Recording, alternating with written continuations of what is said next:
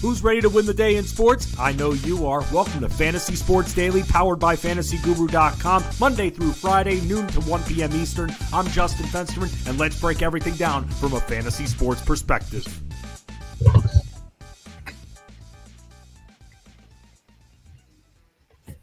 What is going on, everybody? My name is Justin Fensterman, and welcome to Fantasy Sports Daily here on the Elite Plus Network, powered by that good old FG, FantasyGuru.com. Talking all things sports, getting you ready for the rest of the week's action. As always, as I say, once you reach me and my pretty face, you know at least half of your week is over for those Monday through Friday workers out there. Although, if you are locked in with the Elite Mafia, we got weekend work to do, and that's dominating our contests when it comes to season long, when it comes to DFS, and even betting too. And that's where we come in on Fantasy Sports Daily, your free stream, kind of our reach out to you so you can join the Elite Mafia. Hockey starting out, basketball coming up. Yours truly, I am lead NBA guy on the staff here, but I also do football content. But being that NBA is starting, got a lot of fun things to talk about with that. Make sure you sign up at fantasyguru.com if you haven't already. Join us for the rest of football season too.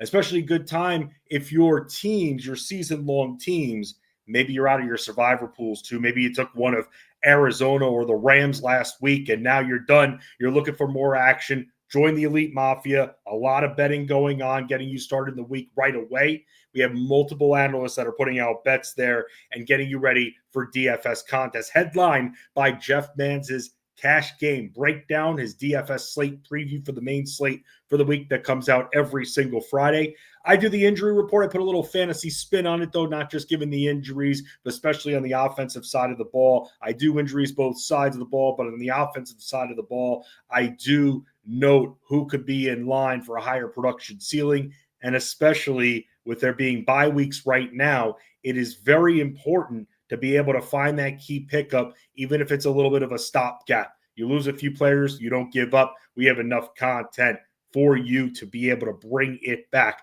Not saying that when you lose, let's say, 3 of your first 6-round picks, that you can necessarily come back. Very hard to do. You don't have a lot of time. You don't have a lot of games to make up for it. But for high ceilings, and especially looking at wide receivers who you think could get targeted, let's say even 8 to 10 times for a game based on game flow, based on the poor defense. Let's say you've got 2 teams out there that defenses kind of suck. That's going to bode well for those high ceiling plays. Even if it's for a week, even if your lineup doesn't look that appealing, there's always a way to find a high ceiling player when it comes to fantasy football. Now, I know I say that and all of that is league specific, but still, to all of you out there, I've got a team that's 0-5, and I've lost a bunch of people, including Joe Burrow, and it's very hard to come back. Deep benches, keeper, all that.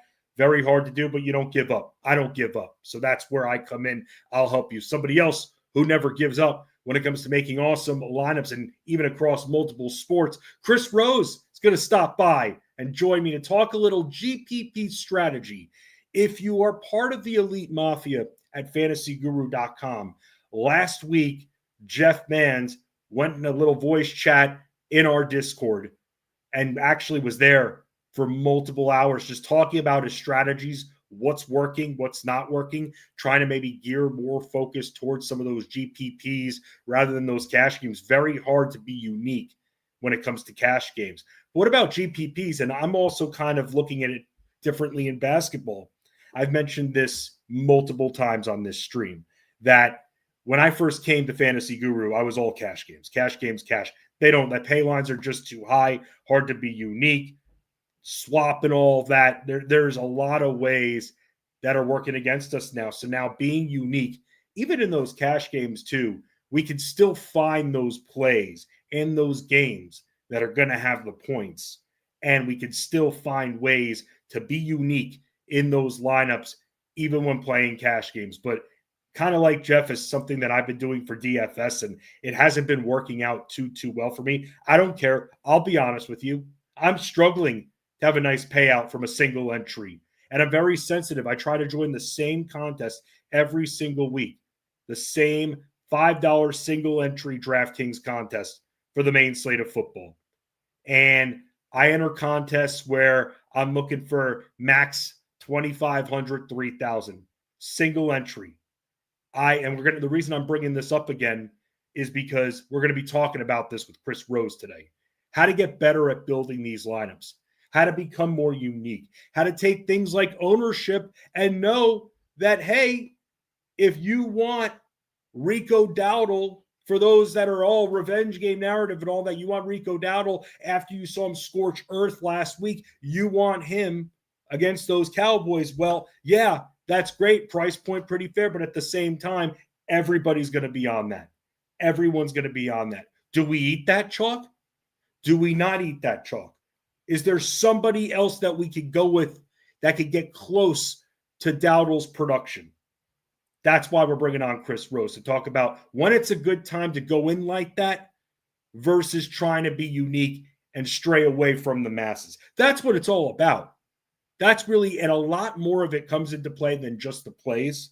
And that's why it's very important. It's a great time to bring Chris on, especially for those that feel like they're out of it in their season-long leagues. Let's get it back. Let's get your entry fees back. Let's win in DFS. You'll learn a lot reading our content throughout the week. Hello to everybody out there. What's going on, Angelo? Great to see you as always. So the P1s of the Fantasy Sports Daily stream. Ray's hosting Monday, Tuesday, Thursday, Friday. That's Ray Flowers, who will be on Elite Sports with Jeff Mans. Elite Sports you can hear on Fantasy Sports Radio, Sirius XM Channel 87 all week, 2 p.m. Eastern. Ray joins Jeff every Wednesday.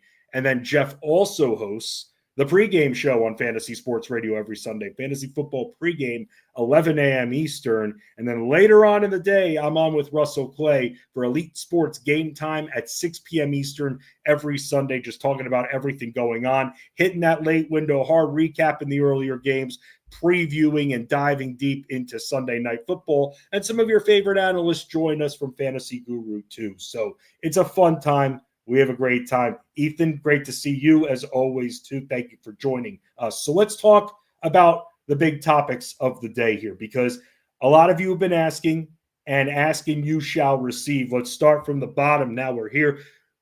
NBA, for those that don't know, maybe you're tuning in for the first time in a long time, that how these shows are going to work once the NBA starts in 2 weeks from yesterday. So in 2 weeks from today, the first big NBA slate of the year, I am going to divide up the show because I know that there are a few of you that watch for basketball and learning about basketball too, and new ways to win. For those that want to dive into basketball, I'll talk more about that in a second.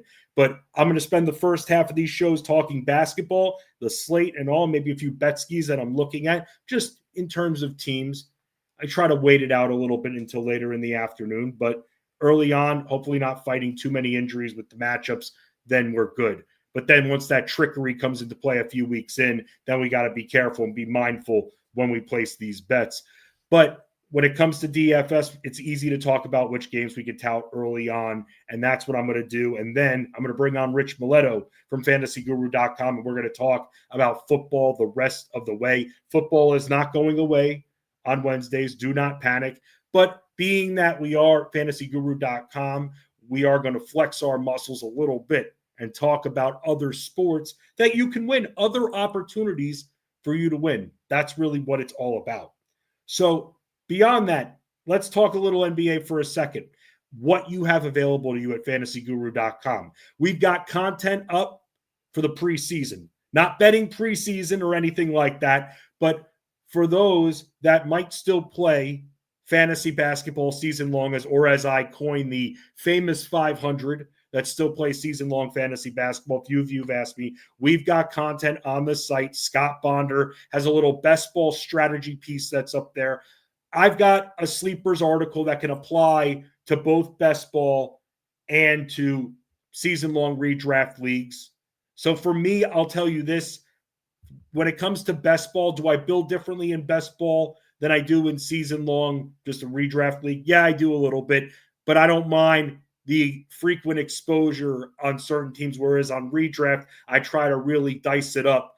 I don't mind going back to a team or two that I know is going to be in a good productive state and moving in a fast offense and sucks on defense, so they're going to need to force that offense. So that's where it does, outside of those factors, doesn't really differ too much for me. So Why I say that beyond the sleepers article is because you're going to see they're getting put up there, should be up soon, hopefully in the next day or so, hopefully even today maybe, if we could get tech in with it. We are also going to have rankings that I put together up there. And so you'll get rankings, again, pretty universal for me, but that's why beyond the rankings, beyond the best ball strategy article written by Scott Bonner, beyond the sleepers article that I have, a couple of other content pieces coming in the next couple of days. Tonight, that's right, tonight's the night. Tonight, 8 p.m. Eastern. Please, I don't have many friends. I don't like being alone too much. So I want to talk basketball with all of you out there. Go to thefantasyguru.com, DFS NBA channel, Discord, 8 p.m. Eastern. Fensty's Campfire Chats. Was there last week. A few of you stopped by a little bit. We talked some NBA. What's good about all of this is that I'm writing kind of some thoughts and getting your reactions on it. You can see it all kind of like Cliff Notes in a way when you go back and check it if you can't make the chat. 8 p.m. Eastern, whatever you want, we'll talk about. You want to talk futures, we'll talk futures. You want to talk season-long redraft, give you some draft strategies, players I'm into, that's on the table. You want to talk about how we're going to crush it in DFS NBA this year and what teams to maybe be weary of, be mindful of, maybe stay away from, that anything NBA is applicable for this chat. Everything NBA we're going to be talking about in the DFS NBA Discord channel, 8 p.m. Eastern. I'll be there for about an hour.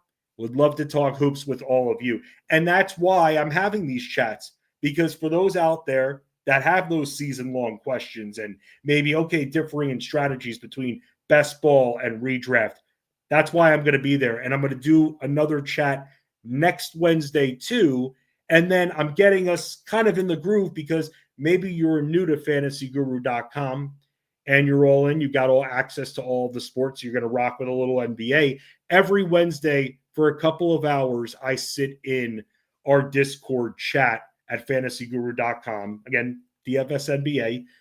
And I just react to what I'm seeing, where it's kind of like what the Man's Cave does for football. I do it for basketball. It's called Watch Along Wednesday. We watch, we talk about our bets that we have, our DFS plays. I kind of give some thoughts, what I'm seeing on these games, what's working with these teams, what's not working. I write a lot of notes when it comes to these games. I try to watch halves of different games and different teams. So I'm making sure my eyesight, my vision has enough exposure to these teams instead of watching the same three freaking teams that these nationally televised games that they're going to force down our throats.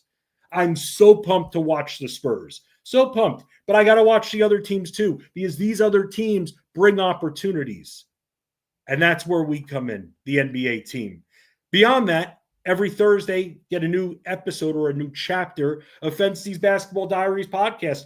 My game notes, put in audio form pretty much. Talk about teams, players, trendy players, prices for DFS, what's worked, what hasn't worked, different themes every week, different episodes right here on the Elite Plus Network. You just go to fantasyguru.com, hit the Elite Plus tab, and then you'll see everything from Mind of Marsal, Armando Marsal's podcast, to Jeff Mann's One Man's Opinion podcast. Right under that, Fensty's Basketball Diaries for all of you basketball fans out there that are ready to win. But I just want to say all this because I want to make sure that you know what's available. That if you do play season-long NBA, even if it is a DFS NBA channel, I am happy to answer your questions for season-long drafts. That's why we're doing the campfire chats tonight. I'll write a note in our Discord in a few hours just to remind everyone once again. And I'm just looking forward to the DFS, looking forward to the betting. Betting will be back, not for NBA preseason. That's how we lose money. We don't want to do that. So when the rotations are solidified, as we're starting to see, the big one, by the way, I'll say this, the big one that we're watching for me, one of the big ones is Miami, because they extended Nikola Jovic, not Jokic, Jovic. But Jovic, to me, much better to come off the bench because I just want to see that Bam Adebayo, Kelly Ware lineup. Just give it to me. Let's see it. It's going to work. I think it'll be great for DFS. I think Ware's price point will be impacted positively for us that it won't be too high. But in certain high-octane environments, I'm going to say, let's go after him. Hopefully these sites don't be stupid and put him at 6K plus. Hopefully we get him 5 to 6K for a little bit to start the season. That can absolutely change if Miami decides to go with Jovic. Nice floor stretcher spacer, good at running the floor. This Miami team, very intriguing, very fun. And I'll say this too, because I am going to be putting a little bit of a rookie piece up there, and I drafted him in my Dynasty League. Someone that I'm excited about. I just want to make sure, because you never know who's going to be starting with the G League or not. But Kasparis Jakushonis is someone who I think can make an impact on this team right away, coming off the bench, and then in a couple of years, possibly starting. Does a little bit of everything. I like guys that are hustlers, run the floor. That's the big thing, getting to the paint, not just waiting there at their stinking spot like statues. They're moving. They're hard to guard. They tire out their defenders. These guys get minutes off the bench. I like this kid, but more importantly, Pat Riley loves this kid. I watched an interview with Riley about him, and yeah, you can't always believe coach speak or anything, but the way Riley was talking about what he can bring, it all makes sense with Miami. So I'm very interested to see how he works into the rotation. Again, I drafted him in my Dynasty League. Do I like him for redraft? You'll have to wait and see. Go to the site over the next couple of days, and you will see. But again, tonight, the NBA chat. Let's go. DFS NBA Discord channel, fantasyguru.com. Before we get to Chris Rose and talking a little DFS, let's talk. I got to give some credit again. And I gave some credit to this guy on Sunday on the Elite Sports Game Time show. And this was just an amazing kick-ass call. And it just shows that you don't necessarily, when you lose a Joe Burrow, you don't necessarily have to make that trade. And for me, in one of my leagues, I had to. Because, and I think I mentioned this a week or so ago, and you can catch, by the way, all of our episodes on YouTube, all previous episodes going in order. Just crossed episode number 500 of Fantasy Sports Daily. Very happy about that. Ray Flowers getting this thing started, I believe, with Kyle Elfrink first, and then jumping in now for it and helping out and going on as a guest, now hosting it along with Ray. So thank you all for your ongoing support. Over 500 episodes deep. But I got to give credit to Tyler Beaker, fantasyguru.com. Had that call, came on about a week and a half ago, and said that Sam Darnold is someone that could beat the Bucs. And boy, did he. What a game he had. It just shows that for the most part, you should be able to stream even if you lose a quarterback. Trading some of your depth for a quarterback, not smart. Now, for me, I had to do that in the league. I was forced because I'm in a casual league where you have multiple teams. In fact, I hate to say this, but I want to say pretty much half the league has 3 quarterbacks on their team. No, this is not super flex or 2 quarterback. This is a single quarterback league. People have 3 quarterbacks, 2 on their bench just sitting there. When you're in that situation, if you want to compete and you keep losing, then you need to make a move. In that league specifically, I traded for Drake May.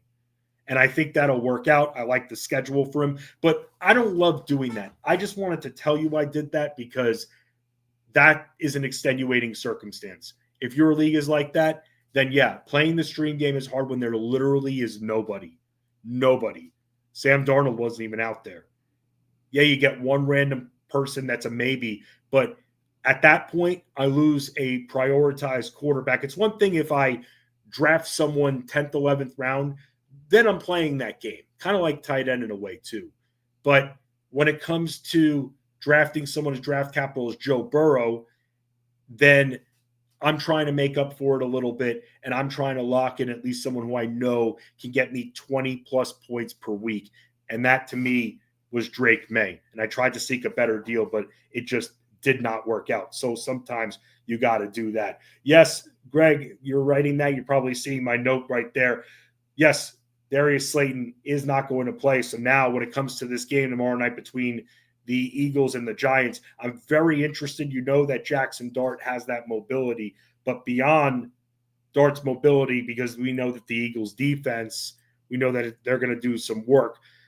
At the same time, it makes things very interesting now that you have no Slayton for Wan'Dale Robinson and Theo Johnson, for that matter, too. We're starting to see the tight end pool grow just a little bit. A few names that have been interesting. Obviously, Darren Waller from Miami.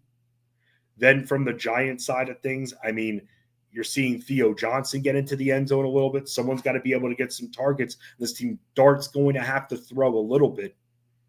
And if I'm, by the way, Philadelphia, I prioritize taking that mobility away from Dart because we know how deadly he can be on his legs. Or not, I don't want to say deadly. It's barely a pro at this point.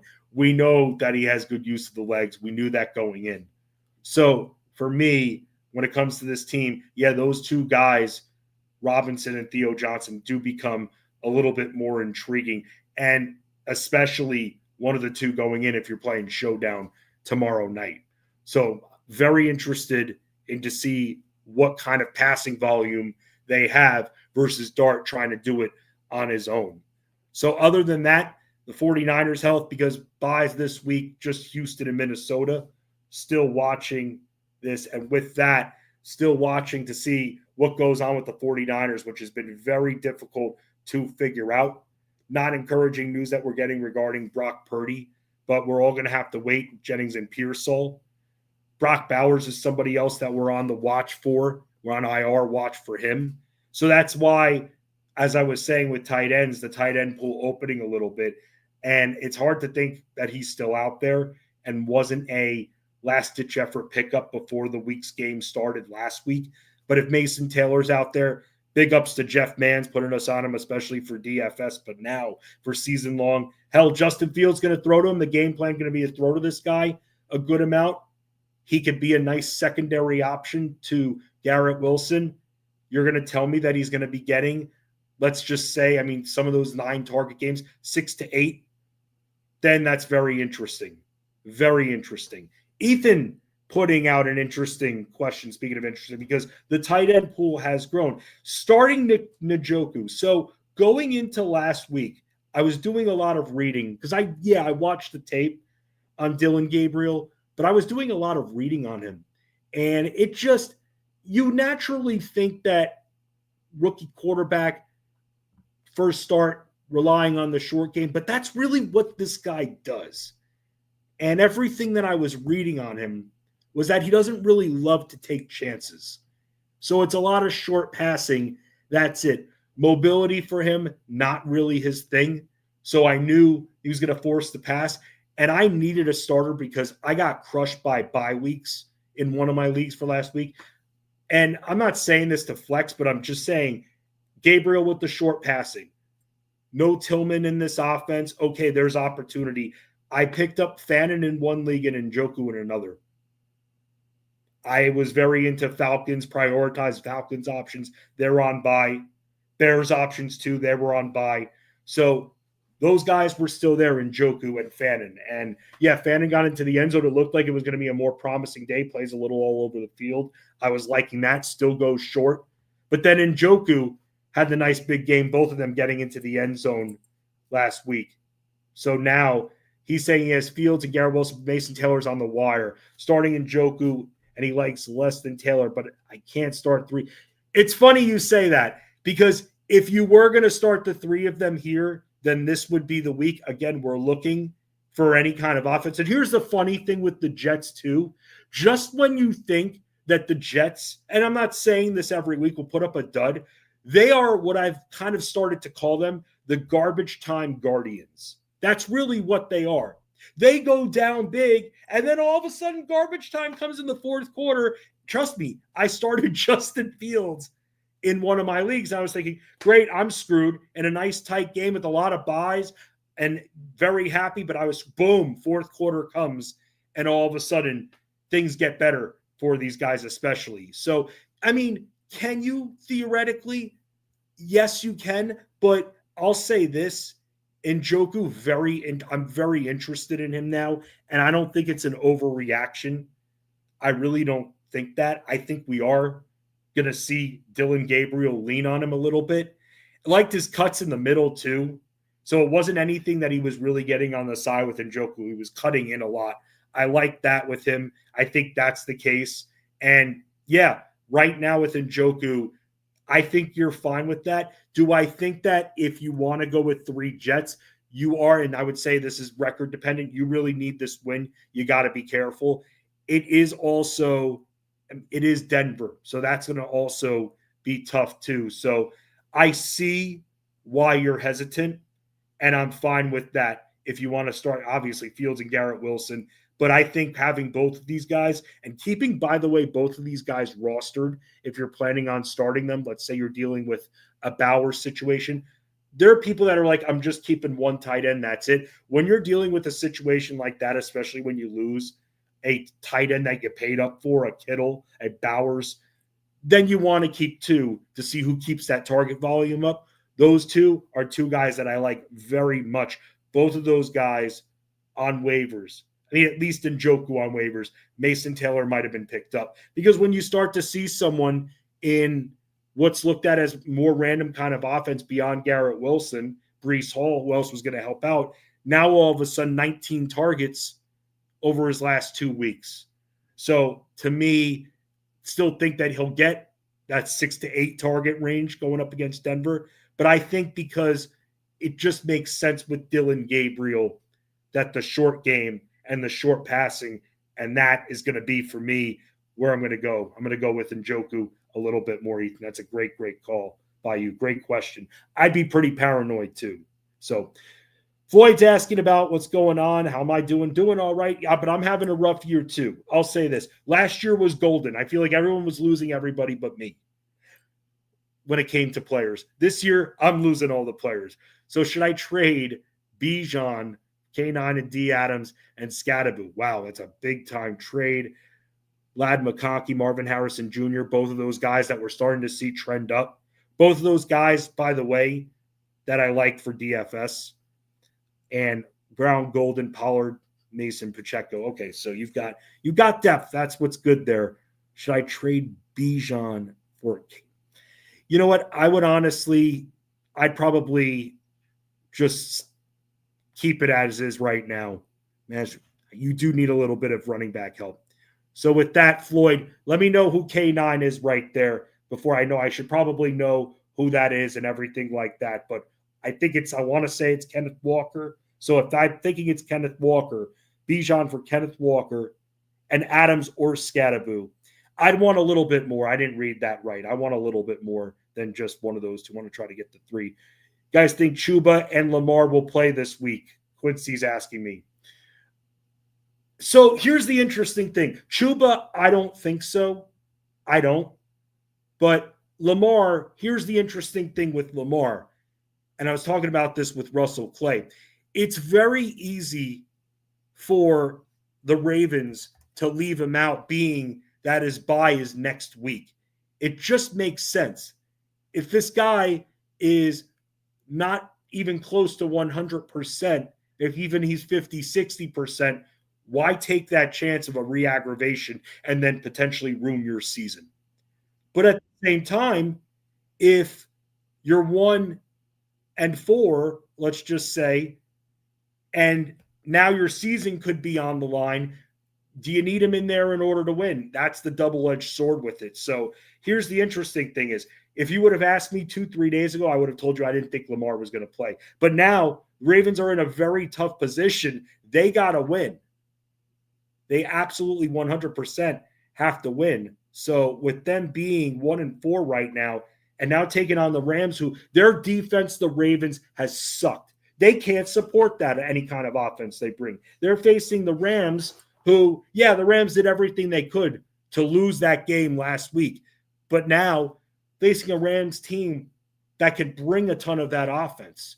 So that's the tough call right there. So as of right now, do I think either play? No. Would I be shocked at all if Lamar plays? No, because with the position the Ravens are in right now, this is pretty much, I don't want to say do or die territory, but if they're going to have a comeback, they can't put themselves even more in the hole than they are, Quincy. So Chuba, a lot more confident, but you never know at this point when it comes to football. Someone who could be deemed doubtful all of a sudden plays. Wait till basketball, and I'll tell you that much. Joining us right now, or joining me right now, me and my imaginary friend here, Chris Rose from fantasyguru.com, hanging out with me. What's going on, Chris? Thank you for stopping by. What's going on, brother? How are you? I'm good, man. I'm good. Chris, let me ask you this first. Do you still mess with DFS NBA anymore? Or are you really just kind of focusing on the college game and NFL? I'll tell you what, man. My weekends, and I joke around with this with Armando all the time, is my weekends are so full of football from, Thursday all the way to Sunday. Not only on the site, but also watching football, being a Vikings fan. But both of my kids play football. I'm a head coach for my youngest one, my 9-year-old. So my life has been swamped by football. By no means is it a bad thing, but I probably don't get into NBA until the second part of the season, probably like January, February. I also dabble in the NHL. I think our NHL team is phenomenal, probably arguably the best in the industry. So I dabble in NHL as well. So it's not just football, man. I'm all around different sports. Yeah, no, and I know, you cover a lot for Fantasy Guru, and you do a lot when it comes to DFS from the GPP standpoint too, which, I'm sure you caught Jeff Mans's voice chat that he did in our Discord regarding kind of maybe changing it up a little bit, focusing on going after those GPPs. Let me ask you this, man. When I first came to Fantasy Guru and we talked, and I felt like this was 2 years ago, I was Mr. Cash Game for NBA. In the last year, man, cash games don't cash anymore. Pay lines are just too high. It's hard to get unique. I know that you are a GPP specific player. Is that kind of what I'm realizing now? And I guess Jeff too, especially over the last year, is that really happening in cash that makes you want to stay away from those contests? Yeah, I think the biggest thing, just like every sport, I think DFS side is just evolving. I think that people are getting smarter. I think that people are doing their own research. And you have analysts and fantasy experts that are giving the right piece of information, kind of like the right process on how to do their own research. So I think everything evolving on the DFS side, from both the novice player through the professionals, it's becoming a lot difficult. That's why we put out these articles on a daily basis to find that edge to beat, these people that are evolving throughout the whole industry. Give Chris Rose a follow, by the way, on X at Chris_R1212. Find them all over the site. Also, I talked about this last week. Live streams when you sign up to join the Elite Mafia. Chris is on multiple per week, including the always fun triple option live stream Fridays at 9 p.m. Eastern. I always think about chatting, just being like, hey, guys, what's going on? But I watch you guys because I've always said this. I think the environment that you guys have, just like three guys, like just hanging out, shooting the shit, just BSing about college football. It's just a real, like, authentic environment with you and Scott and Mike the Beard. And then you and Armando host the DFS stream at noon Eastern on Sunday. So you're right there, right up to it. A lot of the injuries, I'd say, at least for this year, we've had for the early slate figured out by the time you guys go on. But man, that last hour, the adrenaline rush is just crazy leading up to lock. Yeah, I usually save one lineup for our live stream with Armando. It's, I kind of keep that for any like last minute plays or whatnot. And I say this, I'm building a lineup as we're talking throughout the Sunday lineup, the Sunday live stream. And the Friday, it's a different dynamic. We're drinking beer on the live stream.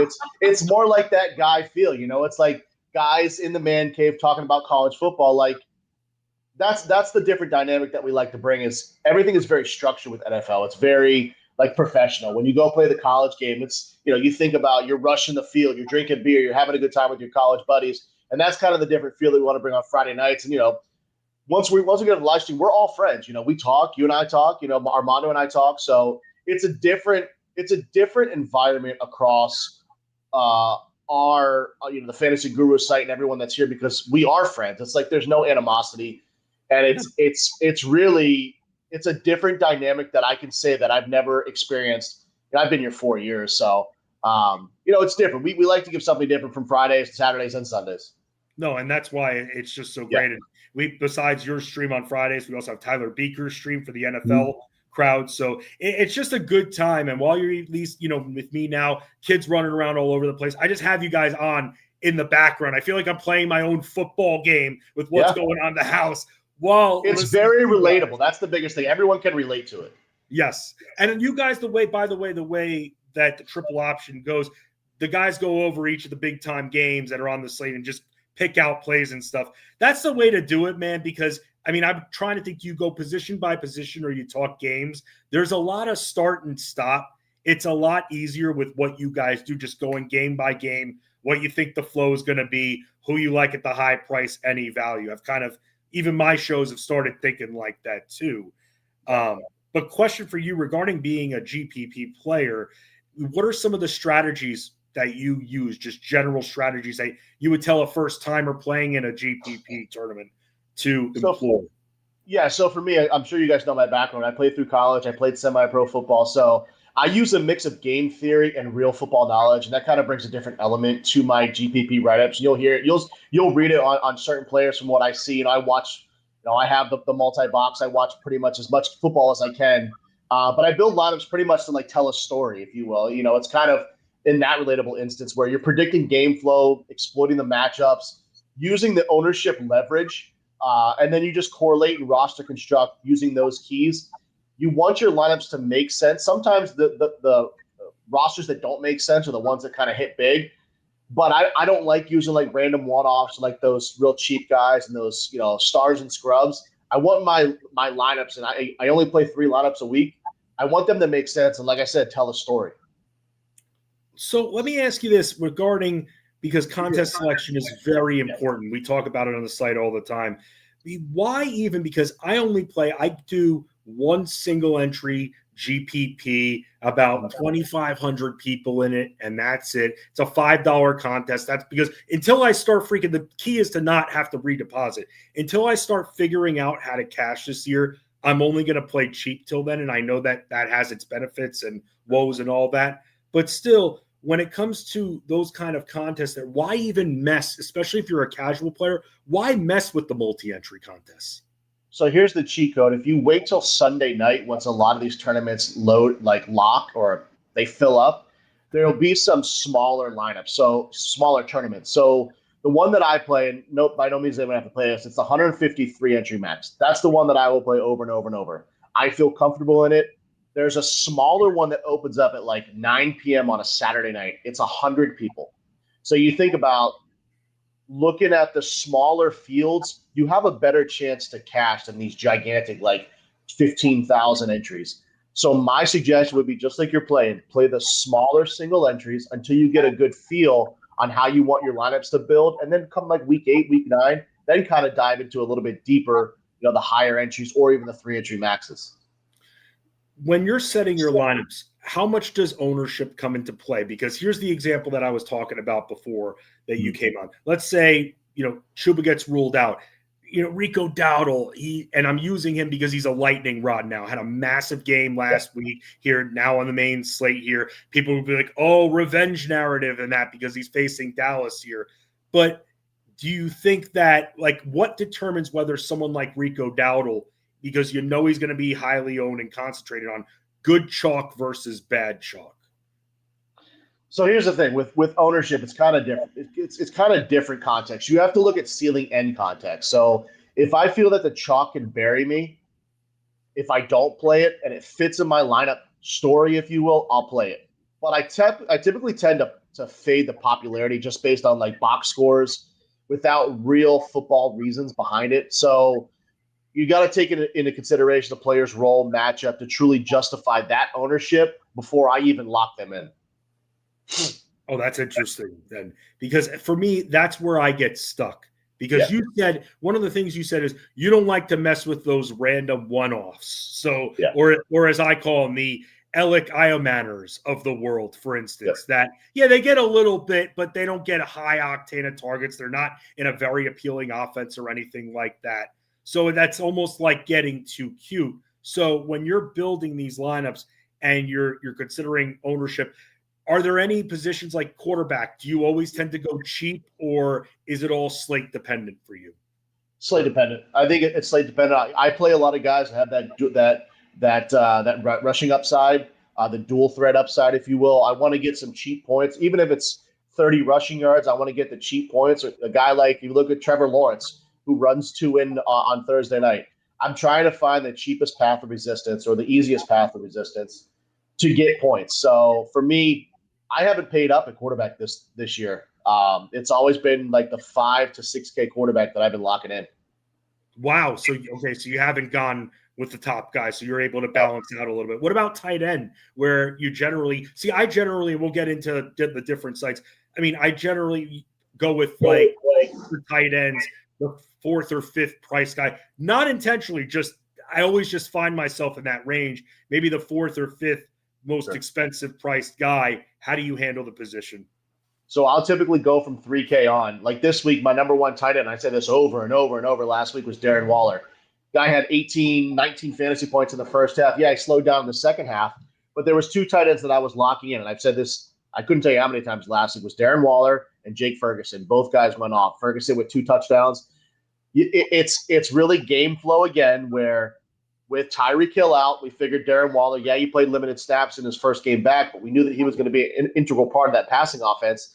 And then the target share that Jake Ferguson has seen since CeeDee Lamb went out with that ankle injury 2 games or 3 games ago has been almost 30%. So those were the 2 guys that I locked in and didn't look at any other tight ends. I know some people were on like Juwan Jennings, but you had Taysom Hill and Foster Moreau back. Yeah. Dude, I was concerned about that too, if I can interrupt, and Jeff kind of scared me from something he said week 1, because he was on Juwan Johnson, and he said one of the big things he said is, A, the Rattler-Juwan Johnson connection should be there, but B, no Taysom Hill, or even Foster Moreau might have been hanging around still then, but there was no Taysom Hill. Now we have Taysom Hill back, and for the Saints, I don't want to say it lowers everybody's ceilings, but touchdowns are likely going to get taken away. Yeah, exactly. And Juwan Johnson was a guy that was targeted in the red zone a lot. He would have had a much better game. I think it was like week 2 if he hadn't. It was against the Falcons if he hadn't dropped the ball in the end zone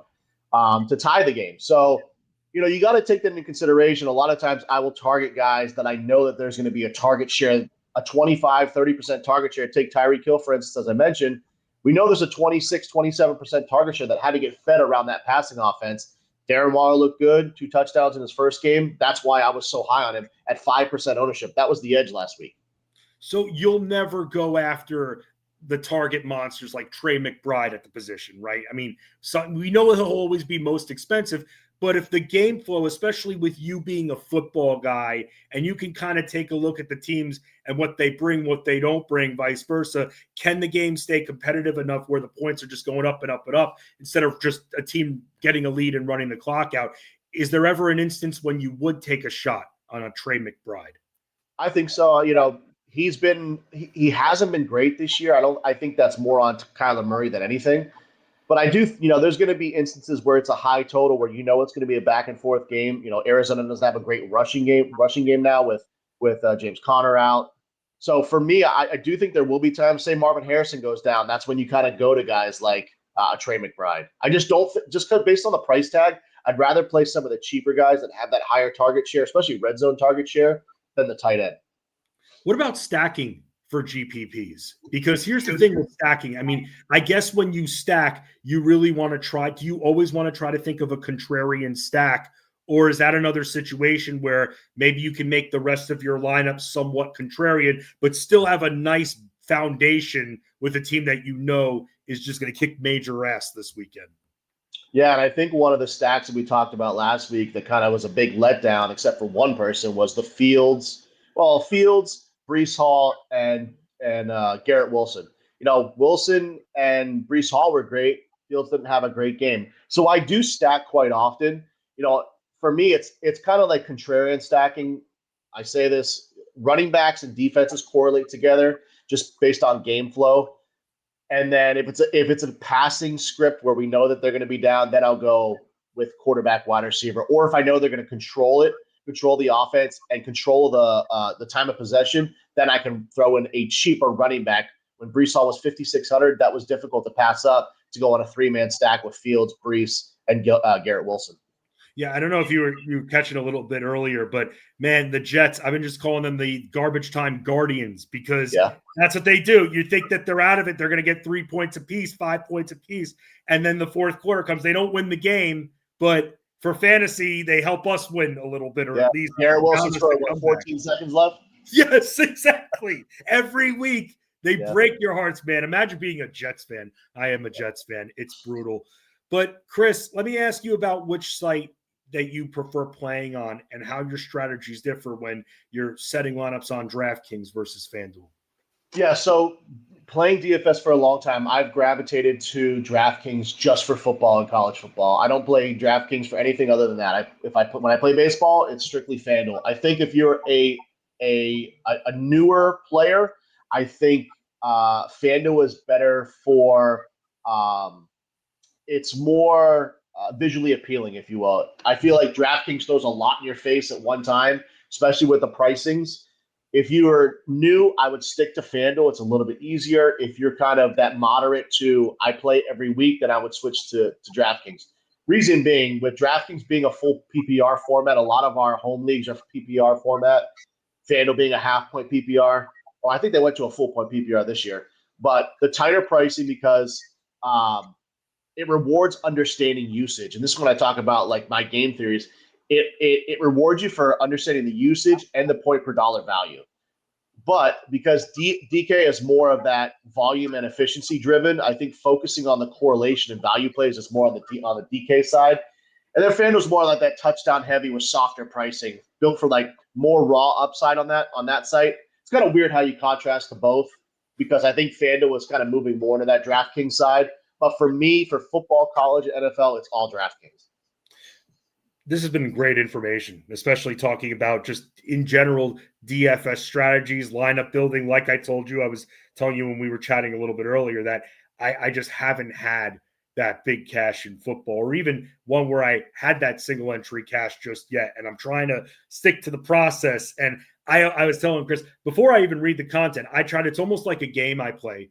I try to almost guess what the core fours are going to be. I try to build a couple of lineups. And then after I'm done building with my own research, I then see what you guys did, where I went right, where I went wrong, maybe where I could get away with a few things. It's just a lot of plug and play, man. And that's why for me, when it comes to NBA, which is starting out in less than 2 weeks, I mean, the first big slate is 2 weeks from tomorrow. Even for cash games, for those that want to play, Chris, and maybe you could tell me if I'm a stupid idiot. Don't worry, I won't get my feelings hurt. But I'm going to be telling everybody to try to still, even in those cash games, be unique. Not to the point where we're getting too cute. Still get a couple of those high ownership plays, but being unique, it just seems like the best way to go rather than just playing the chalky lineups. I agree. You're going to get stuck behind all the trains, especially in cash games. I think whether you play cash games, head-to-head, 50-50s, whatever it may be, or GPPs, I think you play to win. You know, I don't want to sit there at 7 p.m. sweating like the pay line when I'm sitting 51st out of 50th. You know, I want to go ahead and be in that top 15%. I think it just makes our lives so much easier and less stressful. So yeah, I think playing cash games where you get a little bit different. Maybe it's like a 2v2, like maybe it's a running back wide receiver difference from a train. I think that's where you get different. Chris, you write our QB coach that we have at fantasyguru.com among doing the zillion other things for the site across multiple sports. You're one of our analysts that has like Ben Zobrist position flexibility because you cover so many sports. So who is one quarterback that you're into for GPPs for the main slate? This week it's Drake May for me. Going against New Orleans, giving up almost 22 fantasy points per game to the position. Great spot for him to use his legs with New Orleans, giving up 30 rushing yards per game. He's been efficient, completing 74% of his passes. The running backs are having fumbling issues. Antonio Gibson down with the ACL. You got Stevenson, who's just a bonehead. I don't know if they trust Travion Henderson yet. So I think this game leans on Drake May winning this game for New England, coming off a big upset against Buffalo. And you saw the connection with Stephon Diggs. I think that's just going to continue throughout the year. Oh, he was more locked in, Stephon Diggs, than you've seen like any player. Like you saw it in his eyes that this guy, you watch a lot of sports too. And, over the years watching game after game, now you just see it when that player's got that look in their eyes. And yes, Stephon Diggs was obviously a little bit extra motivated, wanted to stick it to Buffalo a little bit. But you just saw it, like he was getting to all of his spots. He was getting anywhere he wanted to. He couldn't be stopped. It's crazy. He's had his best games against New Orleans, too, in his career. Ooh, a little bit something good to note right the there. Minneapolis Miracle. Remember that. That's right. That's right. That man, remind me, he went up for the catch. It looked like it was going to be contested, and he came down with it and ran it to the end zone, right? Yep. And then he started freaking out in the interview. I remember that. Yeah. That's crazy. I was at like a nice restaurant for that, like little bit of like more upscale where it's like people aren't giving crap. They're like, oh, eating their food. And everyone freaked the F out. It was crazy. I was running around, and you can see I'm a big Vikings fan on this side. So I was running around my house. Craziest one I've ever seen for the Vikings. Speaking of Vikings, one of my craziest radio experiences I've had, I worked with Fran Tarkenton at one point, and he had his like technology to do the radio show in a room, and he locked himself out of the room. And I'm just like, okay, well, if we don't have him today, we don't have him. He goes, hang on a second, knocks the freaking door down. Okay, I got in. You just hear a thud. And he's, I don't care. I'll get it fixed, whatever. He's not a big dude either. Yeah, knocked the freaking door. It was funny. crazy. Yeah, he's fun. And also someone who would tell it as it is too. Like straight up. Yeah, not a big Brett Favre fan. I'll tell you. But Chris, what do you have coming up on the site for everybody to go to Fantasy Guru and find you at? Yeah, so we have the triple option 9 p.m. on Friday, as you mentioned. You'll have my GPP article. It's going to come out probably between 6 and 7 p.m. Eastern on Saturday. You have my DK article for college football, the 7 p.m. Eastern slate for Saturday night. Then, of course, the live stream Sunday morning, 12 p.m. Eastern with Armando to go over the whole slate. A lot of action for Chris Rose on the site, and for all of you to make sure you get all of your information from. A lot of GPP coverage we have on the site. Very big time direction that we have to try to get different, try to dig and find those plays, and to find out, most importantly, how to correctly build those lineups. Chris, thank you again for joining me, man. It's always great getting to catch up with you, and we'll definitely bring you back on because, hey, man, This is the way to go. Some of us who are already out of it in season long, we can still win the year in DFS contests, and thank you for helping us do so. Always a pleasure to jump on. Thank you, man. Of course, man. Again, Chris Rose from fantasyguru.com. Multiple sports, that's what he covers here on the site. And also, hey, loves him some basketball too. And I know I love me some basketball. So again, tonight we've got the NBA chat at 8 p.m. Eastern. It will be in our DFS NBA Discord chat. I'll be there, and I'll be just talking about the latest news and some of the latest notes regarding the rotations I'm seeing. And then I will talk about just some of the teams that I'm liking to go at a little bit of a quicker pace versus the year before. A few other pieces of news that I've been reading about. I'll say this, when it comes to the Knicks, apparently they want to try to move quicker. We'll see about that. I mean, they're going to abandon a little bit of their defense, but still, these teams that are all of a sudden moving quicker, the production ceilings will rise. So got a little fun special coming up on SiriusXM for NBA 2. And again, want to thank all of you for tuning in, for hanging out here on Fantasy Sports Daily. You can follow me at Fensty Sports, FENSTY Sports.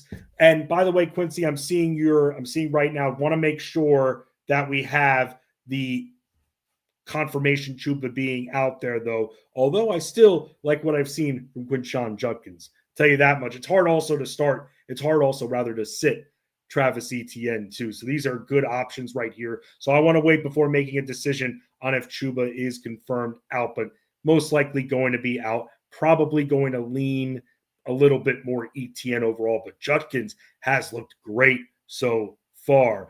We'll have more content of NBA at fantasyguru.com coming out later this week. But right now, you've got our sleepers and best ball strategy article available. Rankings should be coming out very, very soon. They're submitted. We're getting them onto the site. And then I'll have a bust and rookie piece for all of you as well. I'm Justin Fenster. Make sure you catch Elite Sports with Jeff Bands, 2 p.m. Eastern on SiriusXM Fantasy Sports Radio. Ray Flowers will be on with him.